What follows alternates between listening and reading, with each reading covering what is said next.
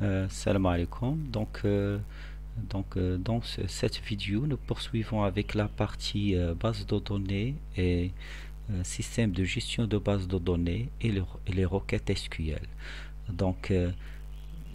Aujourd'hui, nous allons poursuivre nos explications sur les requêtes SQL. Alors, l'autre fois, on a abordé la requête select, qui permet de faire soit une consultation, soit une projection selon des champs bien déterminés d'une table.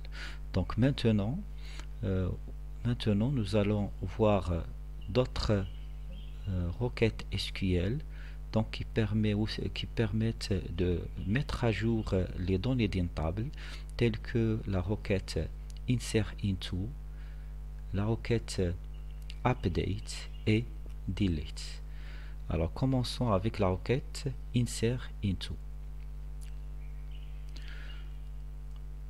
Alors la requête insert into permet bien sûr au choix d'insérer une ou plusieurs lignes dans une table. يعني تتسمح لنا نضيفوا واحد سطر ديال المعلومات ou bien plusieurs lignes dans une seule opération dans une table.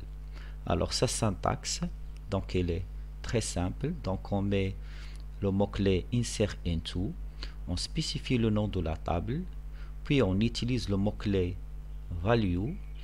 Alors value, son rôle c'est qu'il permet de spécifier les valeurs des colonnes de la ligne.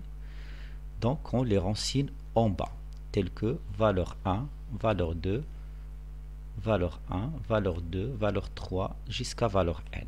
Alors, les valeurs n représentent les valeurs des différentes colonnes ou bien champs de la ligne à ajouter et doivent être spécifiées dans l'ordre. C'est-à-dire, dans la requête insert into, je dois spécifier les différentes valeurs. Donc, valeur 1, valeur 2, je m'excuse, CC3 et valeur n, donc, doivent être spécifiées dans l'ordre de la définition des différentes colonnes ou bien champs dans la table qu'on indique ici. Alors, ici, donc nous devons signaler une remarque que parfois, dans une table, nous pouvons se contenter de remplir que certains champs de la table concernée. Alors, dans ce cas, il est strictement obligatoire d'indiquer les noms des colonnes. Par exemple, fait le cas, la syntaxe suivante, insert into, on spécifie le nom de la table et les noms au-dessous, les noms des colonnes concernées par l'opération d'insertion. Par exemple, je spécifie le nom de la colonne 1, colonne 3, je passe à la colonne 5 et jusqu'à la colonne n. Donc, vous remarquez qu'il y a certaines colonnes qui sont absentes ici. Faites le cas. Donc, dans ce cas, la section value, je dois spécifier dans l'ordre pour colonne 1 la valeur qui va contenir, pour colonne 3 sa valeur et aussi valeur 5, valeur n. Voilà. Donc on utilise cette syntaxe si nous voulons insérer une ligne sans obligatoirement remplir toutes les colonnes. Exemple. Donc par exemple, maintenant, on veut ajouter dans la table client que nous allons voir dans la vidéo numéro 1 la ligne correspondant au client suivant. Par exemple, le numéro de client est 105, la raison sociale c'est Atlas Peinture, son adresse est 320 boulevard Chefchaouni Casablanca et son téléphone c'est 05 22 3, etc. Alors, donc ça c'est l'enregistrement, bien la ligne d'information que je veux ajouter dans ma table client. Pour cela, je dois demander à ma base de données de faire la tâche en lui fournissant l'instruction SQL suivante. Donc insert into, je spécifie donc le nom de la table concernée, c'est la table client, et value, et je spécifie les valeurs des différentes colonnes dans l'ordre 106 Atlas Peinture, 320 Boulevard Chefchaouni, Casablanca, et son numéro de téléphone.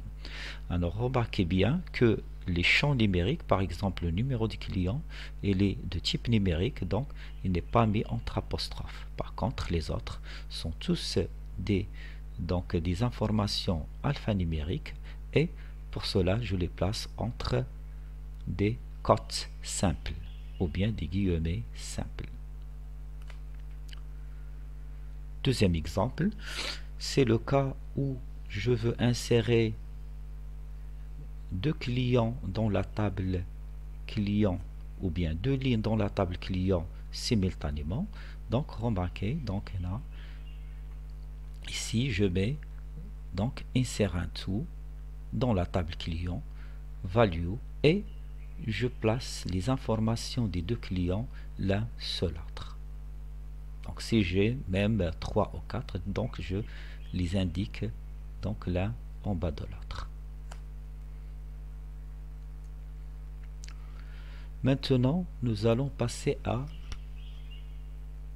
l'instruction update. Alors l'instruction update, c'est mettre à jour. Alors l'instruction update permet de mettre à jour les informations, donc permet de plutôt d'effectuer des modifications sur des lignes existantes d'une table. Ça revient à faire la mise à jour ou bien la modification. Donc son format général c'est update.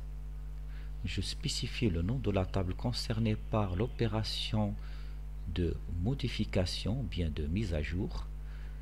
Set, je spécifie les noms des colonnes suivis des nouvelles valeurs. Donc je mets colonne 1 égale valeur 1, puis virgule, colonne 2 égale valeur 2, jusqu'à colonne n égale valeur n dans la même ligne. Et donc le rôle de l'instruction 7, c'est qu'il permet de spécifier les colonnes à modifier et leurs nouvelles valeurs. Alors il y a la clause where. Alors la clause where, c'est très intéressant. Alors si je me contente à update 7, alors la modification sera portée à toutes les lignes de la table indiquées ici. Alors mais souvent la modification peut concerner une ou certaines lignes de la table concernées par la modification. Pour cela, on utilise la clause where. Donc la clause where, la clause where permet de spécifier sur quelles lignes doivent porter là où les modifications. تسمح لي نحدد la condition qui doit être remplie pour que les modifications apportées ici doivent s'effectuer. تسمح لي نحدد les lignes concernées par la modification. Donc remarque, il faut savoir que la modification peut porter sur une ou plusieurs colonnes, des lignes, c'est déjà dit. La commande where, elle est facultative. S'il n'est pas spécifié, la modification sera portée sur toutes les données du tableau ou bien du table.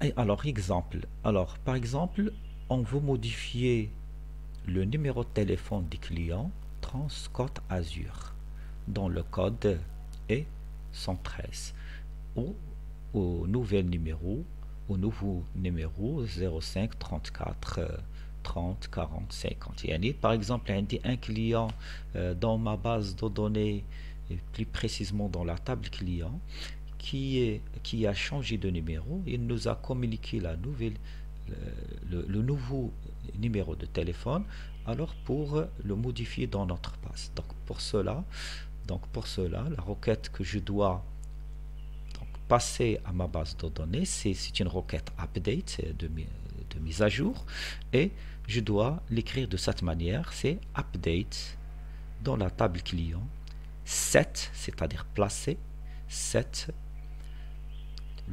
donc la colonne téléphone est égale la nouvelle valeur 05 34 30 40 50.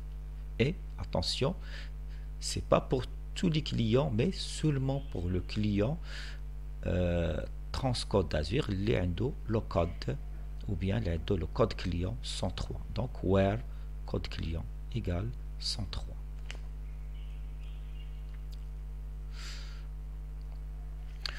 Deuxième exemple, cette fois-ci, donc nous voulons modifier, j'ai un client qui a par exemple modifié, qui s'appelle groupe La Perle Bleue, qui a changé même l'adresse et aussi son téléphone. Donc pour cela, je dois mettre à jour la ligne correspondante dans la table client. Pour cela, donc j'ai deux informations à modifier en même temps, telles que l'adresse et le téléphone. Donc la requête que je dois rédiger est la suivante, c'est update client set adresse. Donc je l'affecte la nouvelle adresse. Ville, n'oublions pas aussi la ville El Jadida, car l'adresse elle est répartie en l'adresse de base et la ville. Téléphone, son nouveau numéro de téléphone 06 664 664 666 768. Et seulement la modification doit porter seulement pour le client dont le code est 104, d'où l'utilisation de la clause where. Donc après ces deux modifications, j'obtiens comme résultat, après l'exécution de la première et la deuxième requête, donc notre table client qu'on a vu au début de ce chapitre, donc va être présentée de cette manière, et c'est-à-dire nous allons bien remarquer que les informations concernant au client dans le code 103 Transcode Azure et le client dans le code 104 groupe La Perle Bleue, leurs informations sont bien modifiées. Maintenant, nous allons passer à la troisième et la dernière requête dans cette vidéo, c'est la requête delete. Alors delete, il faut l'utiliser d'une façon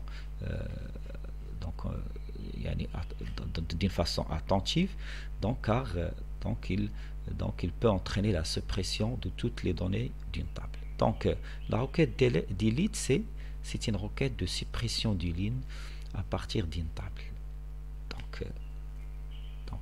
C'est une instruction qui permet de supprimer des lignes dans une table. Alors son format général, c'est delete. Je peux spécifier le caractère étoile. Donc étoile signifie toutes les colonnes, tous les champs, toutes les colonnes et toutes les lignes. From, je spécifie le nom de la table, et where, c'est le critère de suppression.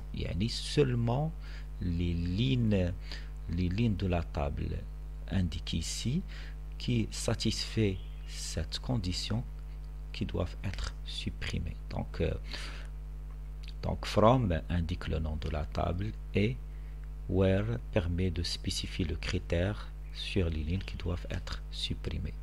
Donc passons. Alors, là, il faut signaler que, avant de passer aux exemples, donc la commande where elle est facultative. يعني تقدر تكون تقدر ما تكونش. Donc si je veux donc si la suppression est portée sur une ou quelques lignes, donc obligatoirement la clause where doit être figurée pour que le système ou bien pour que mon gestionnaire de base de données sache quelles lignes doivent être supprimées. Donc s'il n'est pas renseigné, alors dans ce cas tous les lignes de la table seront entièrement supprimées. Donc c'est pour cela il faut l'utiliser avec précaution. يعني خصنا نستعملوها باحتراس شديد. Sinon on risque de supprimer toutes les données de notre table. Exemple. Alors par exemple, si je veux supprimer le client dans la raison sociale Star Immobilier de la table client, donc alors dans ce cas je rédige la requête suivante: delete tous les colonnes et tous les enregistrements from la table client where, donc je peux me servir de son code client égale à 102 ou bien raison sociale RS égale Star Immobilier. Vous avez le choix de faire le critère selon le numéro ou bien Star Immobilier, et de préférence d'utiliser le numéro car je peux avoir deux clients, donc il peut y avoir deux clients ayant le même nom parce que le code client c'est la clé primaire généralement de la table client. Deuxième exemple, maintenant je veux supprimer tous les clients de la table client. Je veux supprimer toutes les lignes correspondant à nos clients de la table client. Dans ce cas, je dois rédiger la requête sans la clause where delete toutes les colonnes et toutes les lignes from la table client. Alors, comme conséquence, notre table devient complètement vide. Donc voilà concernant cette vidéo. Donc on s'arrête là, on se retrouve dans une prochaine vidéo. Salam.